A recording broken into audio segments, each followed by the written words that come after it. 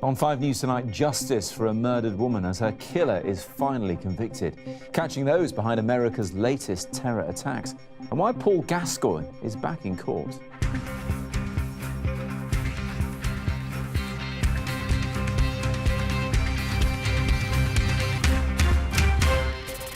Christopher Halliwell escaped justice 5 years ago. Now he's facing a life sentence for killing Becky Godden. Her mother's long wait is finally over. Today, we've received the justice that has felt like an eternity coming for our beautiful little girl, Becky. America on alert after a series of attacks. Police have just arrested their main suspect, a US citizen originally from Afghanistan. And former England footballer Paul Gascoigne pleads guilty to a racist joke he made during a stage show. Also tonight, we're discussing Britain's Paralympic success and what happens when the Paralympians return home. How disabled people still confront discrimination and difficulty here on a daily basis. Plus, brothers in arms, the Brownlees produce another heartbreaking finish.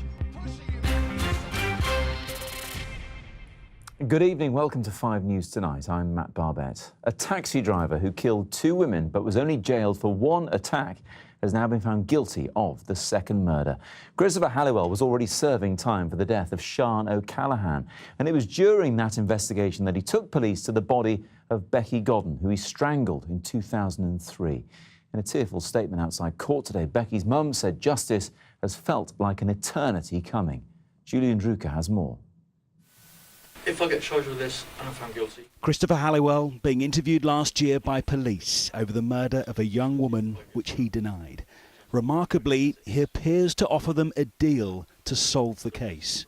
I can resolve the matter, but I don't want you coming back every couple of years, every 5 years, every 10 years, whatever. With this, or something like that. As if it goes to court and I'm found guilty, that's it. They lock me up and throw me away the key. I'm under no illusion, I'm not stupid. Halliwell had already been locked up in 2012 for a previous killing. Now he is a convicted double murderer. For several weeks, the families of his 2 victims have listened in court as he defended himself. A man today described by the judge as a liar whose words should be taken with a pinch of salt. We have waited over 5 years for this momentous day. It has been an extremely painful journey, but today we've received the justice that has felt like an eternity coming for our beautiful little girl, Becky. In March 2011, Sian O'Callaghan went missing after a night out with friends. Days later, Christopher Halliwell was arrested at a supermarket in Swindon, initially on suspicion of kidnap. After just an hour, he agreed to take police to Sian's body at a field in Oxfordshire. An hour later, Halliwell asked Detective Superintendent Steve Fulcher if he wants another one. He was referring to another body and took them to a field at Eastleach in Gloucestershire and remains he'd buried previously. Police named the woman as Becky Godden, who had been missing for 8 years. The next year, Halliwell admitted murdering Sian O'Callaghan and was sentenced to at least 25 years in prison. Sian's suffering led to ending Christopher Halliwell's freedom, making him unable to kill again. The complexities surrounding the cases will continue, but there will never be closure as long as Sian is no longer here. Steve Fulcher, who was leading the case, broke arrest guidelines when Halliwell was detained by refusing his requests for a solicitor and failing to caution him properly. He has since left Wiltshire Police. Today in his statement he said, "I caught a serial killer, preventing any further girls being murdered. My actions are deemed by the police service to be acts of gross misconduct. When the extraordinary facts of this case are explained, it is likely to lead to a public crisis of confidence in the competence and credibility of the police service." Christopher Halliwell today laughed and smiled when the jury returned their verdict. The killer, who lived with such dark secrets for such a long time, faces the possibility of a whole life term in prison. Well, Julian sent us this update from court just a few moments ago. Well, what is unusual and worrying about this case is the length of time Halliwell waited between his victims. Becky Godden went missing between 2003 and 2005. Sian O'Callaghan went missing in 2011. That is a potential gap of around 8 years. What was he doing in those intervening years? Well, a key development tonight, Superintendent Sean Memory from Wiltshire Police says he can't rule out that there are other victims. Clearly they'll be going back and looking at any missing people from those years, particularly young women, to see if they can re-investigate any of them. The man at the centre of this, Christopher Halliwell, defended himself in the dock. He was often rambling, often contradicting his own evidence. On Friday, he'll find out how much longer he'll spend in prison, if not for the rest of his life. Julian Drucker there. Now, the authorities investigating the bombing that injured 29 people in New York have arrested a suspect. He'd been wanted over a number of other suspicious devices that were discovered afterwards. One even blew up while a bomb squad robot was trying to defuse it. Charlotte Grant has the very latest. Looking at the suspect right now live. After a dramatic shootout with police, the man wanted for questioning over dual attacks in New York and New Jersey is stretchered into an ambulance. Under arrest after a massive manhunt was launched, with members of the public being sent this photo to their mobile phones of 28-year-old Ahmed Khan Rahami, warning them to be on the lookout for this American citizen, originally from Afghanistan. After FBI searches of what's believed to be the suspect's family home in New Jersey, where 2 cars were towed away, there were also searches of the family business, a fried chicken shop in Elizabeth in New Jersey. The information we have now, we have every reason to believe this was an act of terror. We will be going into some detail, and there is still a long investigation ahead, but now we have, as I said, every reason to believe this was an act of terror. Rahami is suspected of planting this bomb device, which went off as a robot had been trying to deactivate it, taking nearby bomb squad officers by surprise. But there were as many as 5 potential bombs hidden inside a backpack near a train station. While no one was injured in New Jersey, the explosion in New York on Saturday blew out the windows of nearby buildings, injuring 29 people, 1 seriously. The bomb used here was similar to a device found a few blocks away, pressure cookers filled with shrapnel, similar to the ones used in the Boston Marathon attack. Minnesota was also targeted this weekend. 8 people were stabbed in a shopping centre, with so-called Islamic State saying it was behind the attack. But authorities now say they're treating this as a separate terrorist incident. Our counterterrorism and law enforcement professionals at every level, federal, state, and local, are working together around the clock to prevent attacks and to keep us safe. President Obama is one of the many world leaders descending upon New York for a United Nations conference. It is against this backdrop that more than 1,000 extra police officers are out on the streets of New York. For now, the focus is on New Jersey and on their suspect, with authorities wanting to know if he was acting alone. Charlotte Grant, 5 News. As we heard there, security has now been stepped up at the UN summit in New York. But is that really where the greatest risk lies? The location of these latest bombs suggests that it's ordinary people going about their daily lives who are the most vulnerable. So are resources in the US and to a certain extent here in the UK being used in the right or the wrong way. Let's speak now to Dr. Sally Leavesley, who's a security expert.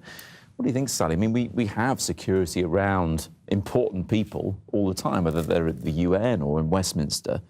But these bombs, and so many others, have been targeting, well, the rest of us. Yes, they've certainly been targeting the crowds. And when we look at what's happened in New York, 28 injuries off one device is a lot of injuries. In a war zone, that would be seen as a huge success by the terrorists. So are the security forces getting it right in terms of what they're doing to protect us? It's a moving battlefield. The tactics are changing, and as we've seen, you can have different terrorist groups, different types of weapons, all in 24 hours. You've got a totally different set of threats that the public are seeing. So I think what the police and security services are going to have to do is create a mindset where the unexpected can happen. We've seen an attack in New York in poor lighting. A lower threat area, think of that in London or any of the other cities. less central area? Should we still be alert? We've seen a member of the public in New Jersey find 5 pipe bombs in a bag. That's a scary thing, and those pipe bombs were effective. So the public has to recognise that, but they have to understand if they're really up against it, whether it's knives or bombs, can they get a barrier in between them? The police here have been doing a tremendous effort. There have literally been tens and tens of thousands of workforce trained in understanding and recognising terrorism. That trickles back to the families of the workforce as well. So I think the police have been running and trying to sort of catch up and deal with it, but it's actually some of the technical areas that we need to develop further. We're talking about terrorism as if it's always incredibly well organised, and we've seen that with the 7th July bombings in London, of course, that were very well organised. But then you have these individuals. We don't know whether they're truly affiliated to so-called Islamic State or any other group, or they're just inspired by them and decide to go off and do something on their own. Well, lone wolves, as we call them, it's a tactic of war.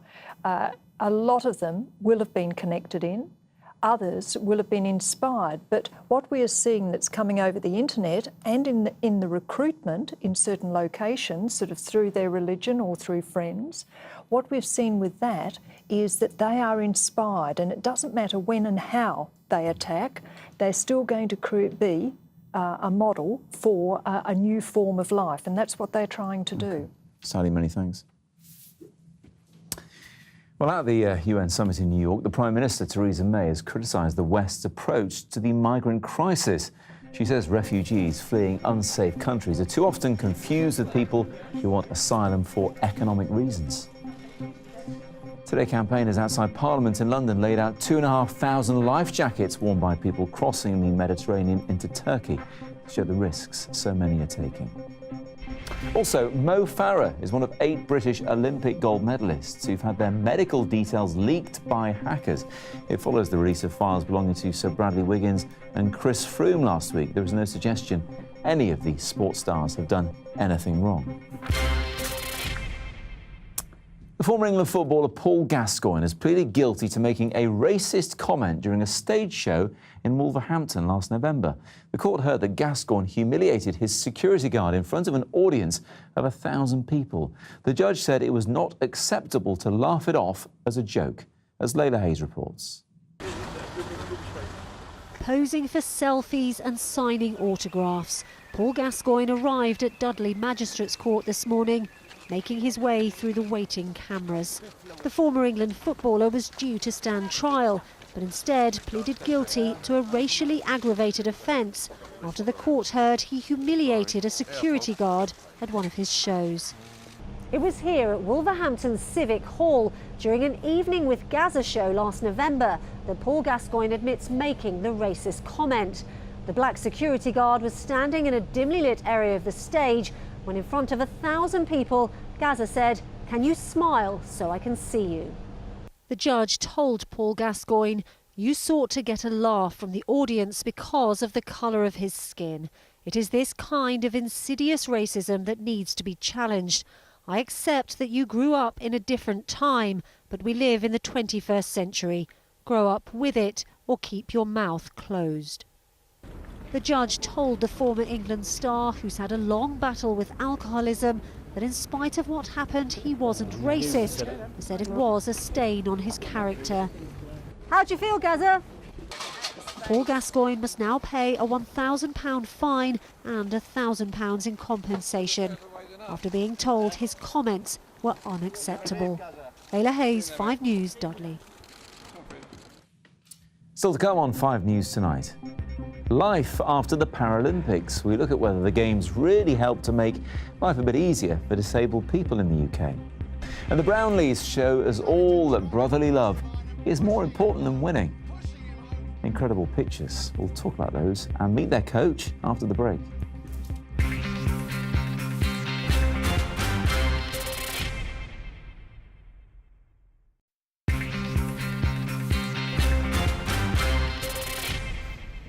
Welcome back. You're watching 5 News Tonight. After 11 days of incredible sport and inspirational stories, the Paralympic Games are over for another 4 years. A packed stadium in Rio de Janeiro watched last night's closing ceremony, which features singers and dancers and a spectacular fireworks display. And this is how it all finished in the medal table. And what a story for Great Britain. Second place, as in the Olympics, with 64 golds and a total of 147 medals, smashing their target. So once again, our athletes have done us really proud, continuing to change perceptions. But back here, what difference does that make for those who live with disability every day?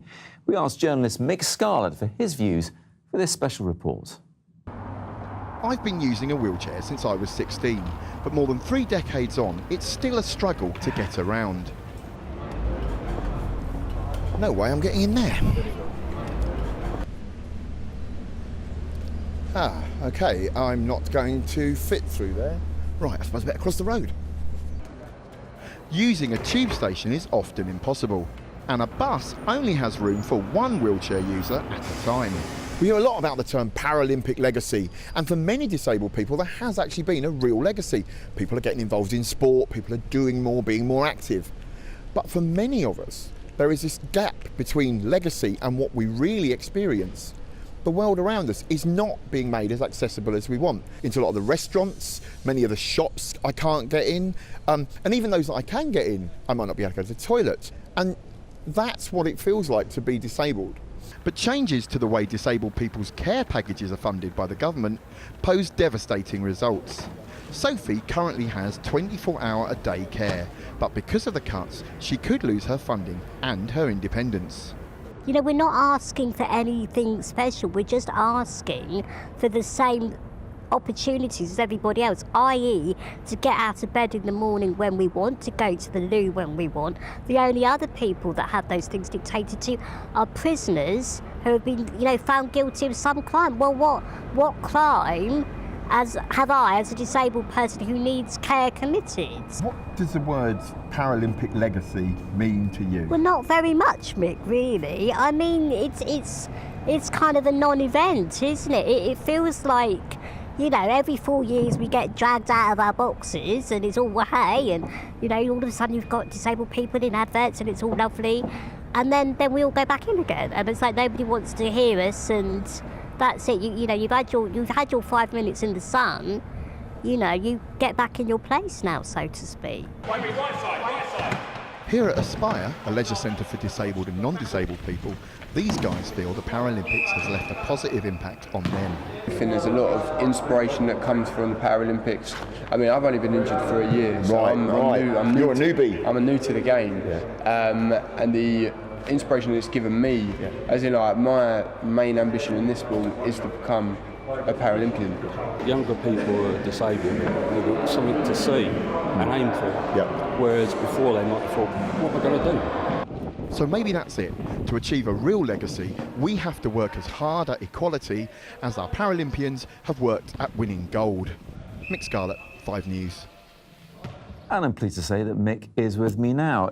That last chap there saying it gives something for people to aim for, whether they're able-bodied or disabled, actually, whether it's Olympians or Paralympians, that's got to be a good thing, hasn't it? Yeah, I mean, I think the thing is, I have kind of mixed emotions about it. I worked at the 2012 Games, presenting from wheelchair rugby, actually, and I met a load of young people that were really inspired and really enthralled at what they might be able to achieve.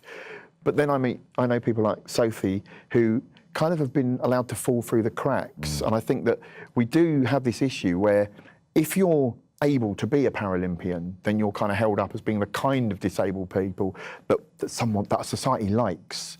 But for those of us that need more, or that can't, or in my case don't like sport, you kind of get left behind. And I think that there's disability is disabled people are such a huge cross-section of society. Everyone can be disabled, so we're everybody. And I think that what we'd really like, what I'd like, is to see that this legacy, that the publicity, the public excitement around Paralympics fed through and made people understand that disabled people need stuff like access, like support. Yeah. And it's not unfair to ask for that. So that's only a true legacy then if that's been achieved, because you're right. I mean, you don't have to like sport, you don't have to like the Paralympics, but there should be a follow through. Just because they're funding the Paralympians, do you think they should also be funding other things? I mean, I think this is one of the big things, is that there is a load of money being spent on sport, getting people into sport. But what's really sad is, say, you know, I'm a Paralympian, I've just come home, I've got my gold medals, great.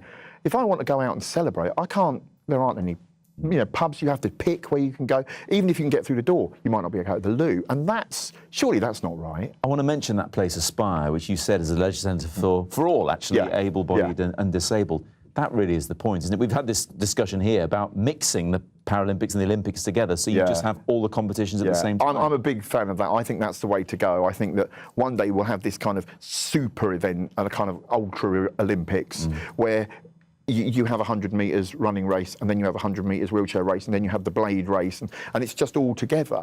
Not everyone agrees, but I kind of think that would be an inclusive message, and it would mean, to me, that would be a real legacy maker. We've certainly started that conversation here. Mick, it's really good to see you. Thanks for coming in.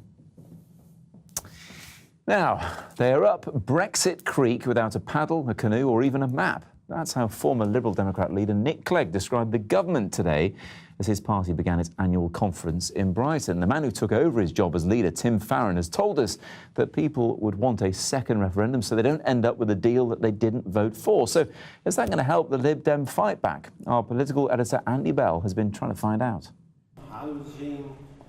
You don't have to be at their conference to see the Liberal Democrats are not the force they were. But could a cause save them? Remember him? He believes the party must focus on the government's current lack of any Brexit plan. That is what will lead to gridlock in the next few years under this hopeless government. That is why they find themselves up this Brexit Creek. I mean, never mind, they don't have a paddle, they don't have a canoe, they don't have a map. They have absolutely no clue whatsoever. Still, only last year they were in government. So in times like these, how do the faithful keep the faith? I think if there's a general election tomorrow, we'll probably end up with double or triple the number of MPs we've got now. Why do you think that? Because everyone else is messed up.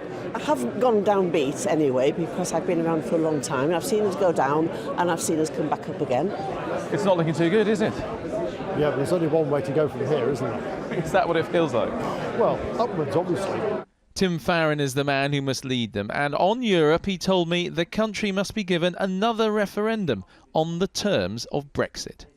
The British people are going to have some deal enforced upon them that they didn't vote for, and that is a recipe for mass loss of trust in politics, even worse than we have now. But just to be clear, if people vote against the deal that's presented by this government, you as the Liberal Democrats would take that as a signal to say we are staying in the EU. It's not a case of anybody taking it as a signal. It seems perfectly plausible to me and the right thing. But then you're disregarding the vote that happened earlier this year. You're just asking the British people to have their say. My case would be that the referendum on the deal would have as the other option on the ballot paper staying in the European Union. That seems entirely sensible. To revive their fortunes, the Liberal Democrats are looking for something. Could Europe be what turns the tide for them? Andy Bell, 5 News, with the Liberal Democrats in Brighton. Now, one of the lasting memories of the Olympic Games was the gold and the silver won by the Brownlee brothers in the triathlon. But last night's finish to the World Triathlon Series in Mexico was perhaps even more special, as Minnie Stevenson explains. For a moment, Johnny Brownlee's dream of winning a second triathlon world title was in sight. But just a few hundred metres from the finish line, dazed and disorientated from dehydration, his body had had enough. And then, forget sibling rivalry, along came a sibling to the rescue. From one brother to another, as the crowd cheered, the pair ran side by side until Alistair almost carried Johnny the final steps before pushing him across the line ahead of himself into second place. To be honest, it's an awful position to be in.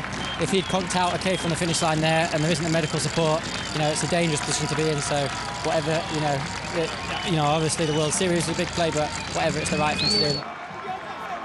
Alistair knows only too well how it feels to be helped over the finishing line. In the 2010 World Championships in London, after suffering from exhaustion, medics had to carry him to the end. And his brother very much appreciates it. After being treated at a hospital in Mexico, Johnny tweeted from his bed, "Not how I wanted to end the season, but gave it everything. Thanks, Ali. Your loyalty is incredible." You can never write them off. It doesn't seem to matter what happens. They will rise to the occasion and just go above and beyond what you think anyone is capable of. Everything that you could possibly put together in a sporting soap opera happened in the last 30 seconds of that race. But Alistair, who won gold just ahead of Johnny at the Rio Olympics, says it was a natural human reaction and he would have done the same for anyone. Nevertheless, as the world watched two brothers in arms, they proved their bond means more than winning. Minnie Stevenson, 5 News. Well, joining me now is Simon Ward, who worked with both the Brownlee brothers when they were boys and helped to develop them, Simon. You've known them for a long time then? I have, probably 12, 14 years now, yeah. So half of their life and most of the triathlon career. And it is a unique relationship they've got because we've seen them, you know, going hammer and tongs against each other, but when it really counts, they're there for each other. Well, you can't break that brotherly bond, whatever, and I think that's what makes them such an amazing force in triathlon. They train together, they push each other, they argue, they quibble like other brothers, but, you know, when the chips are down, brothers are brothers and they'll help each other first. Because, you know, we all remember the Olympic race, and it was fascinating to watch, especially as the two of them emerged towards the end of the run, towards the end of the race, and you knew it was going to be gold and silver. But Johnny was having a word with his brother at that point. What were they saying to each other? Well, I think that Johnny was suggesting that they got a break and they were in the lead and perhaps they could slow down a bit, and that demonstrated Alistair's ruthless streak because he saw that as a sign of weakness in Johnny and then, you know, put his foot down and left him. But yesterday we saw a different side of Alistair. I think probably he was hanging back anyway because he knew that if Johnny finished first and Mola, his nearest competitor, was further down the field, Jonathan would win the world title. So Alistair being in third would ensure that Mola was a bit further down, and I think that was how he was hoping it would stay. But then coming around that corner, I think he got a bit of a surprise. Well, he did, but look, he did absolutely the right thing. He said it was an instinctive thing to do. You feel slightly sorry, though, don't you, for the guy who actually won the race, because, well, we're not talking about him. Well, Mario Mola's been very, very consistent this year. I think if you watched his interview after the Olympics, he was a gracious loser, if you like, because he was one of the favourites going into the event, and he realised on the day that the better men had won. I don't think anybody would begrudge him being the world champion this year. I know the boys have a great deal of respect for him as well. But unfortunately, his big news has been sidelined by the behaviour of Ali and Johnny. And that's just a very final quick question to Simon. They've come to the end of a 4-year cycle, of course. Can we expect to see them racing against each other in Tokyo next time? Oh, do you know, I don't know. It would be great. Alistair, I think, will be 32 then. He's got ideas about doing Ironman, but who knows? But definitely Johnny. Simon, thanks so much indeed. Sorry we're out of time. That is just about it from us for now. Great to talk about that. We'll see you again tomorrow. Bye-bye.